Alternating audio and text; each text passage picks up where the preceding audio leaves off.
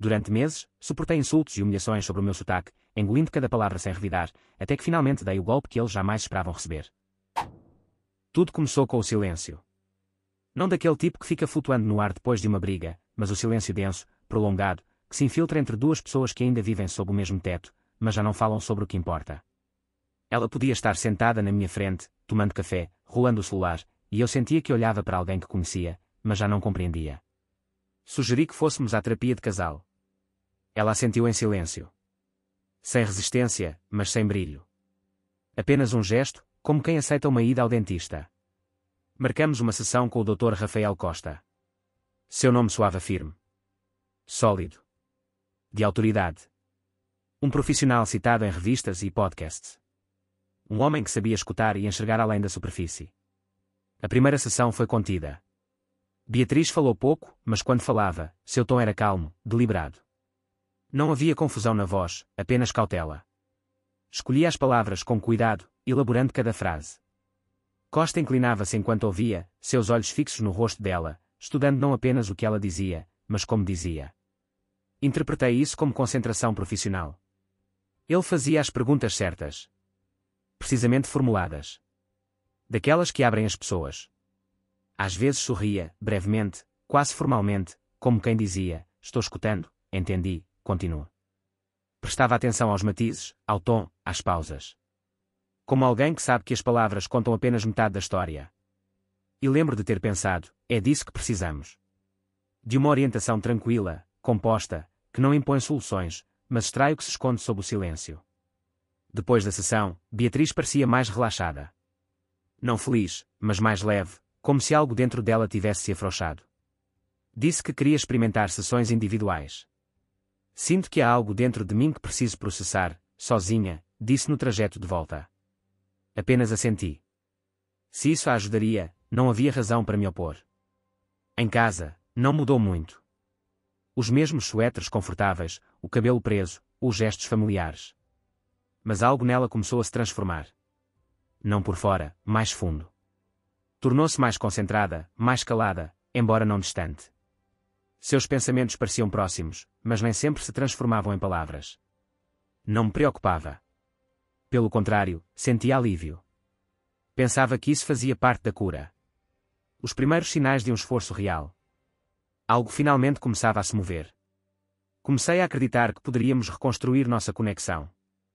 Que ela voltaria para mim, mais tranquila, aberta, como a mulher que conheci. Eu estava errado. Continuamos frequentando as sessões com o Dr. Acosta toda quarta-feira.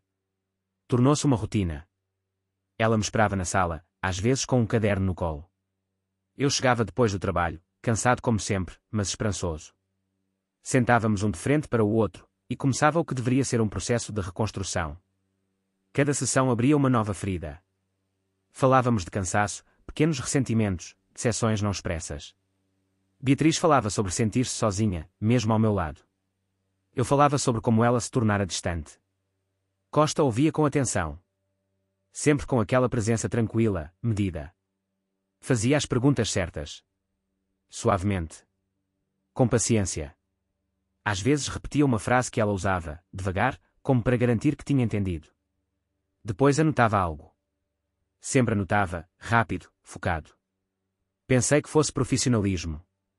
Não tinha motivos para pensar diferente. Ele recolhia nossa história. Decompunha em fragmentos, analisava cada fio. Beatriz se abria mais a cada semana. Eu ouvia em silêncio durante longos trechos, depois respondia com mais clareza, mais profundidade. Ela confiava nele. E eu não via mal nisso. Ela continuou com suas sessões individuais em paralelo, todas as quintas-feiras. Aquele era seu espaço privado. Depois do trabalho, ia vê-lo e voltava para casa já tarde da noite. Às vezes com novas ideias. Às vezes em silêncio. Eu não fazia muitas perguntas. Parecia parte do processo. Parte do caminho para algo melhor. Numa quinta-feira, cheguei em casa mais tarde que o habitual. Chovia, as ruas estavam quase vazias. Passei pelo prédio do Dr. Acosta, um prédio antigo com uma placa de bronze na entrada. Olhei para o segundo andar por costume e notei que o quarto estava escuro. Totalmente escuro. A janela, que costumava brilhar com luz quente até tarde, estava negra. Continuei dirigindo. não parei. Liguei para ela. Não atendeu. Minutos depois, recebi uma mensagem. Desculpa, ainda estou com o Rafael. Estamos revisando algumas coisas. Está tudo bem. Respondi, te espero em casa. Ela chegou perto da meia-noite. Tranquila, equilibrada, um pouco cansada. Sorriu ao me ver na cozinha. Disse que falaram sobre algo importante. Algo antigo. Que a conversa foi mais profunda do que esperava. Que precisava de um pouco de silêncio antes de voltar à rotina. Assenti. Sem perguntas. Preparei uma manta, coloquei água para o chá, deixei uma xícara com mel e limão ao lado dela. Ela me olhou agradecida, mas não disse nada. Apenas se encolheu no sofá, olhando para a janela escura. Aquela noite, eu não perguntei por que as luzes do consultório estavam apagadas. Não olhei para o relógio. Não procurei incoerências. Porque naquela noite, ainda acreditava que tudo estava se desenrolando como deveria. Ultimamente, as coisas pareciam diferentes. Ainda jantávamos juntos, mas o hábito de sentar perto e conversar havia-se dissolvido no silêncio. Ela estava fisicamente presente, mas mentalmente distante. Depois das sessões com o Dr. Acosta, voltava para casa em silêncio. Dizia que estava exausta. Que só queria se deitar, ler, não falar. Eu não insisti. Estava acostumado a confiar nela. Numa noite, ela saiu do quarto, pegou uma garrafa d'água e disse: Falei com a Camila. Vamos almoçar amanhã. Faz muito tempo que não nos vemos. Assenti. Manda um abraço meu. No dia seguinte, no trabalho, meu gerente me informou que haveria uma viagem de negócios, começando na próxima semana. Minha primeira preocupação foi com nossa sessão de quarta-feira. Queria que Beatriz avisasse o Dr. Acosta com antecedência. Liguei para ela, não atendeu. Tentei novamente 20 minutos depois, nada. Então lembrei que ela deveria estar com Camila. Liguei para Camila. Oi, Camila, você está com a Beatriz agora? Estou tentando falar com ela. Houve uma pausa. Depois, uma voz confusa. Beatriz. Não, não estou com ela. Por quê? Ela disse que vocês iam almoçar hoje. Não, não combinamos nada. Não vejo a Bia faz semanas. Talvez ela tenha se confundido. Não respondi de imediato. Pode ser, desculpa incomodar. Obrigado. Desliguei e fiquei parado por um momento. Pela primeira vez em muito tempo, não senti raiva. Nem ciúmes. Nem suspeita. Apenas, vazio. De repente, tudo começou a soar diferente. Seus silêncios, seus não estou com fome, seus estou só cansada, suas longas noites com um livro e o celular desligado. E aquela mentira, tão casual, tão pequena, fez com que todas as outras palavras soassem estranhamente falsas. Não falei nada para Beatriz sobre a ligação com Camila. Nem naquela noite, nem na seguinte. Ela chegou tarde, como sempre. Disse que o almoço tinha se estendido, tirou os sapatos, os brincos, me beijou na bochecha, como sempre. Como se nada estivesse fora do lugar. Fiquei em silêncio. Não a confrontei. Mas, depois daquela mentira, nada do que ela dizia soava igual. Se eu estou cansada, se eu não aconteceu nada especial, já não significavam nada. Deixei de acreditar nas palavras. Comecei a escutar o silêncio. Na noite seguinte, contei a ela sobre minha viagem. Vou viajar por uma semana a partir de segunda-feira. Pode avisar o Rafael e cancelar nossa sessão de quarta. Claro. Mande mensagem para ele amanhã, respondeu, tranquila, sem esforço. Não perguntou para onde eu ia. Nem por quanto tempo. Nem se eu precisava de ajuda para arrumar as malas. Sempre perguntava antes. Desta vez, nada. Como se já não importasse. Naquela noite, depois que ela adormeceu, abri o laptop e busquei. Câmara escondida para monitoramento residencial. Escolhi um modelo simples, detecção de movimento, visão noturna, gravação em nuvem. Pequena, disfarçada como sensor de casa. Pedi 2. Uma para a sala. Outra para o quarto dela. O quarto onde agora ela passava a maioria das noites. Aquele onde eu não entrava há muito tempo. No dia seguinte, enquanto ela estava em sua sessão com o Dr. Acosta, instalei tudo. Tranquilo. Sem pressa. Uma câmara entre os livros, só mais um objeto decorativo. A outra entre velas aromáticas e pequenas figuras de cerâmica. Ambas funcionando. Sinal estável. Gravação acionada por movimento e som. Testei o sistema no celular. Imagem nítida, marcações de tempo precisas, sincronização perfeita. Não senti culpa. Não estava perseguindo sombras. Simplesmente já não podia viver no escuro. Faltavam 3 dias para minha partida. Saí de viagem cedo, na segunda-feira. Ela ainda dormia. Deixei um bilhete curto sobre a mesa. Quando acordar, me manda uma mensagem. Boa semana para você. A viagem foi tranquila. Hotel padrão. Tudo como sempre. Mas dentro de mim, eu carregava algo diferente. Não era raiva. Nem dor. Era um propósito. Não para salvar algo. Não para lutar. Apenas para ver. Na primeira noite, nada aconteceu. Ela saiu para trabalhar, voltou para casa, nenhuma atividade anormal. O apartamento permaneceu silencioso. Verifiquei o sistema, tudo funcionando. Apenas, vazio. Mas, na terça-feira, por volta das 18 horas, recebi uma notificação. Atividade detectada, sala de estar. 17, 42, 18, 09. Abri o aplicativo. E assisti. No vídeo, Beatriz estava sentada no sofá, de costas para a câmara. Mexia no celular, parecia nervosa. Levantava-se, andava em círculos. Olhava o relógio. Mexia de novo no celular. Às 17h50, a campainha tocou. Ela correu para a porta. Arrumou o cabelo rapidamente. Abriu. E lá estava ele. Não o Dr. Acosta. Nem um amigo. Era um homem que eu nunca tinha visto. Alto, barba bem aparada, mochila no ombro. Entrou com naturalidade. Sem hesitação. Sem cerimônia. Ela sorriu. Fechou a porta. Conversaram alguns minutos na sala. Eu não conseguia ouvir o áudio completo, o sistema priorizava imagens. Mas pela linguagem corporal, pareciam íntimos. Ela tocava o braço dele de leve. Ria de comentários baixos. Se inclinava na direção dele. Depois, caminharam juntos até o corredor. Sumiram da visão da câmara da sala. A câmara indicou movimentação no quarto. E eu fiquei ali, olhando para a tela, o estômago embrulhado. O sistema registrou que permaneceram no quarto por mais de 1 hora. Sem mais alertas naquela noite. No dia seguinte, quarta-feira, Beatriz me enviou uma mensagem no meio da tarde. Oi, amor. Espero que esteja tudo correndo bem. Te amo. Li a mensagem. Não respondi de imediato. Pela primeira vez, não sabia o que aquelas palavras realmente significavam. Naquela noite, recebi outra notificação. Atividade detectada, quarto. 21, 17, 21, 54. Mas era só ela. Sozinha. Mexendo no celular, lendo, se revirando na cama. O dia terminou sem novas surpresas. Na quinta-feira, o mesmo homem voltou. O sistema alertou às 18h15. Dessa vez, Beatriz o recebeu de forma ainda mais natural.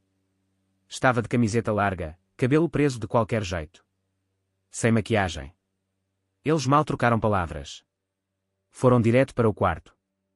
A câmara da sala ficou sem movimento depois disso. Eu permaneci sentado, o celular na mão, o peito apertado. Sem chorar. Sem gritar. Sem destruir nada. Apenas, aceitando. Porque às vezes, a dor é tão sólida que nem explode. Ela simplesmente se instala. Na sexta-feira, nada aconteceu. No sábado também. No domingo, último dia da minha viagem, Beatriz enviou outra mensagem.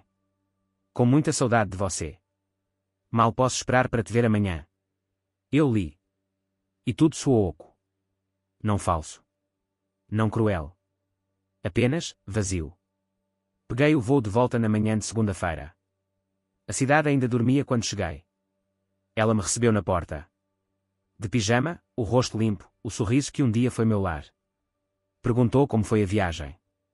Ouviu com atenção. Fez café. Agia como se tudo estivesse normal. E eu também agi. Porque às vezes, quando se perde tudo o que é essencial, não se faz escândalo. Só se sobrevive. E foi o que fiz naquela manhã. Sobrevivi. Naquela semana, seguimos como 2 desconhecidos dividindo o mesmo espaço. Ela acordava cedo, ia trabalhar, voltava tarde. Eu fazia o mesmo. Nossos encontros eram protocolares: bom dia, como foi, boa noite. Às vezes, ela sorria de um jeito que parecia quase real. Às vezes, eu respondia de um jeito que parecia quase sincero. Na quarta-feira, dia de nossa sessão conjunta, Beatriz disse: será que podemos remarcar para a próxima semana? Estou muito cansada. Assenti. Sem perguntas. Sem resistência. Naquela noite, enquanto ela dormia no outro quarto, sentei na varanda com um cobertor nas costas e um café frio na mão. Revisei as gravações. Não por curiosidade. Por necessidade. Não havia novos encontros. Nenhum movimento suspeito. Somente Beatriz, sozinha, trabalhando no laptop, vendo TV, rolando o celular. Mas agora eu sabia que os gestos simples dela eram só a superfície. Debaixo da superfície, uma história completamente diferente já estava em andamento. No sábado, enquanto organizava papéis antigos em uma gaveta, encontrei o cartão de visita do Dr. Rafael Costa. Branco, sóbrio. Nome, telefone, endereço. Fiquei encarando aquele pequeno pedaço de papel por longos minutos. Sem pensar muito, liguei. A secretária atendeu. Consultório do Dr. Rafael Costa, bom dia. Respirei fundo. Olá, aqui é Marcos, queria confirmar uma informação.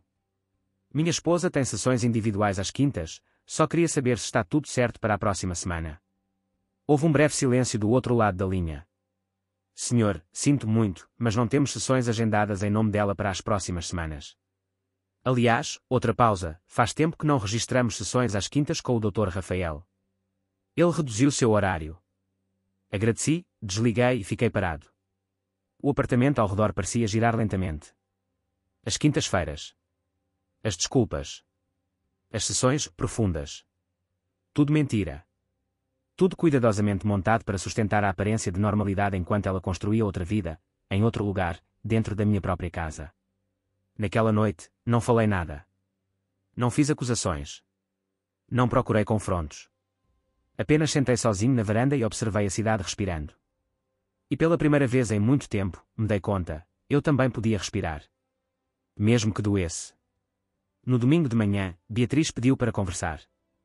Sentamo-nos no sofá, com uma distância educada entre nós. Ela falou primeiro. Eu tenho pensado muito. E, acho que preciso ir embora. Não estou mais aqui de verdade. Não chorei. Não gritei. Não pedi explicações. Apenas ouvi. Ela falou de cansaço. De solidão. De desencontros. Falou como quem pede desculpas por algo inevitável. Você já tem alguém? Perguntei. Ela hesitou por um segundo. Depois assentiu. Não perguntei quem era. Já sabia. Quero fazer isso da forma mais tranquila possível, disse ela. Sem brigas. Sem drama. Assenti. Naquela noite, dormimos em quartos separados. Sem briga. Sem palavras desnecessárias. Apenas silêncio. Desta vez, um silêncio limpo. Um silêncio verdadeiro. Os dias que se seguiram foram estranhamente tranquilos. Beatriz começou a empacotar suas coisas em silêncio. Sem caixas grandes, sem avisos dramáticos. Apenas sacolas discretas, pequenas pilhas de roupas desaparecendo pouco a pouco. Na sexta-feira, ela me chamou na sala. Vou sair amanhã. Encontrei um apartamento para alugar. É pequeno, mas serve. Assenti. Ela hesitou, como se quisesse dizer mais. Mas não disse. E eu também não pedi. Naquela noite, sentei na varanda outra vez, coberto por um velho casaco. Olhei para as luzes da cidade e pensei em tudo que não seria dito. Em tudo que não precisava mais ser dito. O amor que tínhamos não tinha sido destruído por um único erro. Tinha sido corroído, aos poucos. Por omissões. Por medos. Por silêncios mal interpretados. Na manhã seguinte, acordei com o som leve das caixas sendo arrastadas pela sala. Beatriz estava de jeans e camiseta, o cabelo preso de qualquer jeito. Ela sorriu ao me ver, um sorriso pequeno, cansado. Obrigada, por tudo, disse. Apenas assenti. Ela se aproximou como se fosse me abraçar, mas parou no meio do caminho. Abaixou os olhos. Pegou as malas. E saiu. A porta se fechou suavemente atrás dela. O som foi tão baixo que parecia que ela nunca tinha estado ali. O apartamento parecia maior. E vazio. mas, ao mesmo tempo, havia uma leveza nova no ar. Como se, finalmente, o espaço voltasse a ser meu. Durante a tarde, abri todas as janelas. Deixei o vento entrar. O vento levou embora o cheiro dela, o peso dos objetos compartilhados, a sensação de estar sempre pisando em vidro. Passei horas organizando. Jogando fora papéis antigos. Guardando memórias em caixas. Escolhendo o que ficava e o que partia. À noite, sentei no chão da sala, cercado de caixas e silêncios. Peguei um caderno velho e escrevi, quase sem pensar. Liberdade não é ausência de dor. É poder respirar dentro dela. Fechei o caderno. Apaguei a luz. E, pela primeira vez em muito tempo, adormeci sem peso no peito. As semanas seguintes foram uma lenta reconstrução. Não uma transformação épica. Não uma epifania de filme. Apenas a vida acontecendo, passo a passo. Acordava cedo, corria no parque, comprava pão fresco aos sábados. Reaprendi a cozinhar para uma pessoa só. Reorganizei a estante de livros, agora apenas meus. Revi amigos antigos que a rotina de casal havia deixado de lado. Pedro, um dos primeiros que reencontrei, me perguntou, em uma tarde chuvosa. E agora, Marcos? Quais são os planos? Dei de ombros, sorrindo. Sobreviver primeiro. Depois, viver. Ele riu e brindamos com cafés mornos. E, pela primeira vez, não senti que precisava correr para preencher o vazio. O vazio já não parecia um buraco. Parecia espaço. Espaço para respirar. Espaço para me redescobrir. Comecei a trabalhar em casa algumas vezes por semana. Transformei o quarto vazio em escritório. Pendurei quadros antigos que estavam esquecidos no armário. Mudei os móveis de lugar. Comprei uma planta, uma pequena figueira, e a coloquei perto da janela. Aos poucos, o apartamento deixava de ser o cenário de um adeus para se tornar o cenário de um recomeço. Certa noite, encontrei um dos pendrives antigos. Era da época das gravações. Do sistema que instalei. Pensei em jogar fora sem olhar. Mas algo me fez conectar no laptop.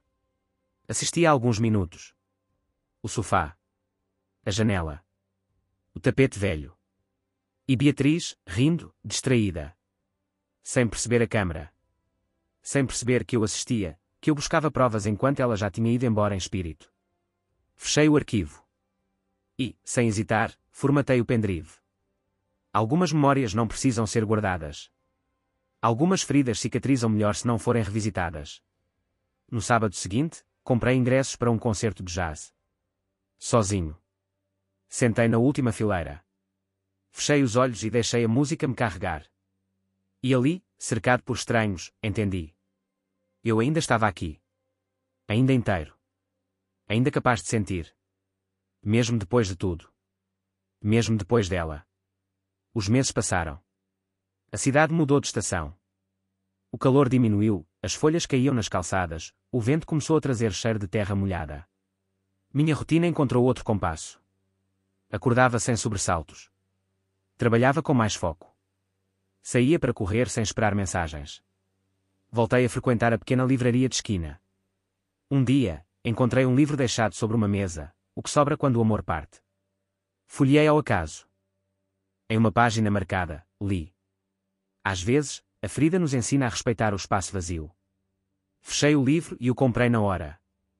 Em casa, deixei-o sobre a mesa, como um lembrete silencioso. E aos poucos, o espaço que Beatriz deixou de ser presença se tornou espaço de possibilidades. Uma tarde, enquanto caminhava no parque, vi um casal sentados na grama. Riam de algo bobo, dividiam uma garrafa de suco, pareciam flutuar dentro de uma bolha só deles. Senti uma pontada no peito. Não de inveja. Nem de tristeza. Apenas, reconhecimento. Eu já estive ali. E talvez um dia estivesse de novo.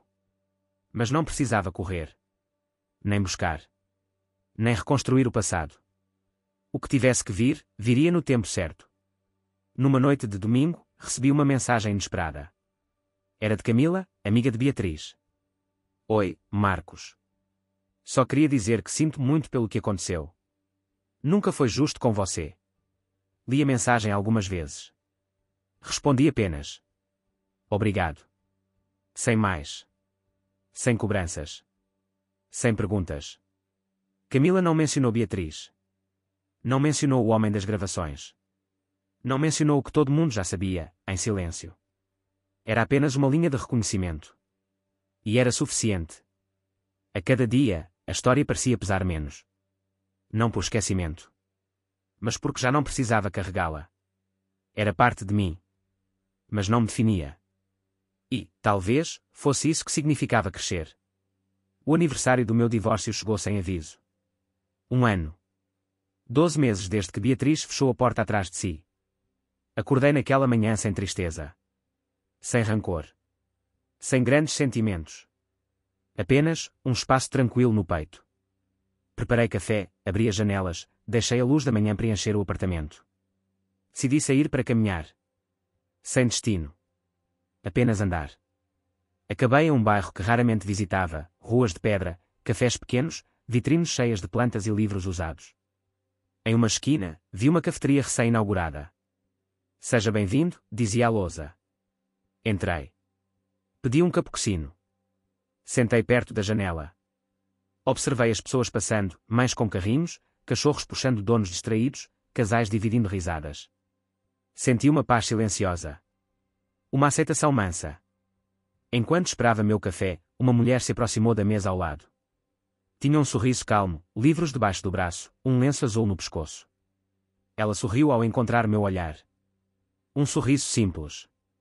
Não de interesse. Não de convite. Apenas, humano. Sorri de volta. E voltei para meu cappuccino. Sem pressa. Sem planos. Sem expectativas. Quando terminei, deixei uma gorjeta generosa e saí. O sol da manhã aquecia a pele. O vento brincava com as folhas secas no chão. E eu pensei. Talvez a vida não precise ser consertada. Talvez ela só precise ser vivida. Com as cicatrizes. Com os espaços vazios. Com as possibilidades abertas. E, naquele momento, soube. Eu estava pronto. Não para começar de novo. Mas para continuar.